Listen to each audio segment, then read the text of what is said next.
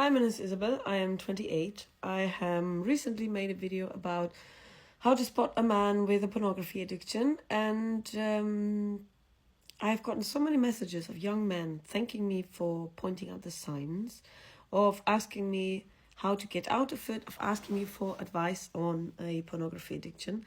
And I also had one a little bit when I was younger, like early 20s. I've been clean 4 years, 5 years or something. I only watch sometimes stories, sometimes GIFs, but nothing else. And the GIFs bring me back, so I don't do any of that. And I developed it I was consuming hours and hours of my day, and I was consuming pretty hard and rough stuff, and it was also impacting my libido, my relationships, my confidence, the way that I viewed women and men around me, the way that I viewed intimacy in my own body. So let's talk about it. What are things that you can do if you have a porn addiction? First of all, with all addiction, I would never say that you are at some point too far gone. The amazing thing about your brain and your psyche is that you can always develop into a better person if you wish to be, You can always change your world, change your surroundings, change your worldview, and then change the way that your brain views the world. So you can definitely get rid of an addiction like pornography. The nice thing is that if you remove it from your life, you can actually live without it, as far as my experience with it. So the first thing you have to do is quit cold. Quit cold. There's no alternative. There's no watching less every day. You have to quit cold. And then you have to sit with it, because it's going to be fucking uncomfortable. Because you're going to lose all sorts of desire and libido and anything, because you're going to feel sexually frustrated, which is a very uncomfortable feeling, Being sexually frustrated means that you are irritated and anxious and angry, and you feel restless, and you feel good about your body, and there are many things happening at the same time. It's usually not a very good place in your life. But pornography is bad. It's bad for your brain. It is a bad industry. It is something that lives on the shoulders of slavery, abuse, and human trade. Trafficking, of human trafficking, like sexual traffic. And we have to remember every day how it impacts our brain, how it impacts the world, how bad it is for us, and how much more you're going to learn at some point. Oh, sorry, I'm yawning. I had a long day.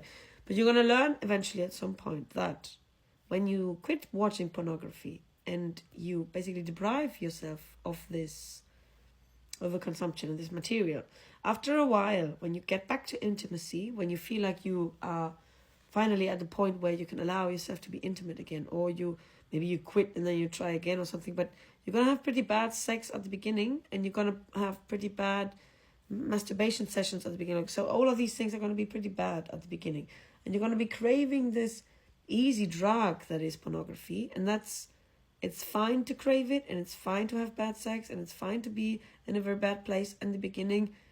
Just don't relapse, It's very easy to watch pornography, but it's very bad, because it's too easy.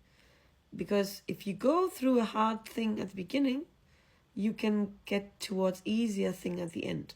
But if you always look for the easy alternative, then the simple things like sex, intimacy, and physical touch are going to be hard. Because if you watch too much porn, maybe you don't know it. I mean, there are some people who commented my video or who sent me messages and say, none of these symptoms apply to me. And I find that impressive, because of all of the men that I've dated who had a porn addiction, all of the female friends that I have, everybody that I know who has a porn addiction has at least one of these symptoms. At least one of them. And sometimes they have more, even more, but they just don't know it, because they don't notice, because it's not visible, because you don't know how easy you could get it up, or how long you would last, or how quick you would come, or how different your sex would be, or how different you would be in sex if you didn't watch porn.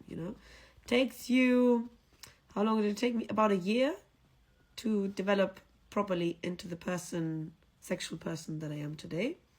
Because it takes time, not only getting over the fact that you're not watching porn, it is taking time getting over the body images that you have.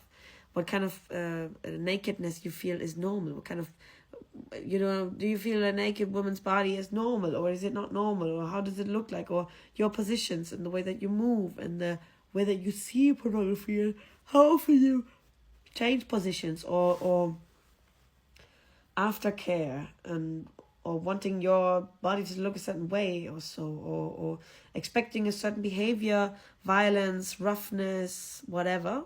That is something that you have to experiment with all again, and experience all again, and think about it and question it, and rewire your brain, basically. That takes time. That takes lots of time. You should not underestimate it. But when you get to the point of not being addicted anymore, of it not playing a role, oh God, I'm sorry, I don't want to I think laying in bed is a very bad idea, because my brain is, I'm gonna stand up right now. But when you get back to the point when pornography is not an important thing in your life anymore, when you return to the state in which your brain should have actually been during nakedness, during intimacy, then you're gonna have experiences that are gonna be so much more worth it, deeper, meaningful, intimate, maybe short, maybe long, maybe chaotic, maybe without orgasm, maybe, I don't know. But they're going to be much better, much, much better. Because you're going to be able to focus on the person, Try to be present during sex. Try to look at the person who is in front of you, Imagine them being excited about you, the love you have for them, the interest you have for them, Date somebody that you like, that you respect, that you are interested about. Date somebody fascinating. Date somebody who isn't just hot. Maybe date somebody ugly, but date somebody who is fascinating, Try different things in sex. Don't do things that you saw in porn. Don't expect porn to be the norm. Yeah. I'm sorry for the yawning. I'm actually, this topic is very serious to me. I'm just exhausted from the day.